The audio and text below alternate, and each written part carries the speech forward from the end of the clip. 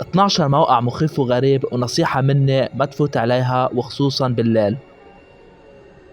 موقع كامبرس، هيدا الموقع بيوجد فيه الأشخاص المتهمون واللي بيرغبوا بتناول لحوم البشر. وموقع لاستورد، بهيدا الموقع بيوجد آخر بيانات قالوهن السجناء قبل إعدامهم بولاية تكساس الأمريكية. وموقع فور نورمال بيبول، بينشروا فيديوهات قصيرة لبنات وهن لابسين أقنعة على وجهن وجالسين فوق التخت وبيحاولوا التناول الطعام بس ما بيقدروا بسبب القناع، وبيكونوا حاطين موسيقى من أيام الحرب العالمية الثانية. وهيدا الموقع بينشر نصوص وتسجيلات صوتية تخص بركاب الطائرة وهم بحالة فزع ورعب بسبب سقوط الطائرة أو غرقها أو اصطدامها. وهيدا الموقع مخيف، بيجمع جميع التجار اللحوم البشرية، كما أنه خطير وبتستطيع الدخول إليه من خلال موقع الإنترنت الخفي. والأسوأ من هيك بيوجد صور للجثث وبعض قطع اللحوم.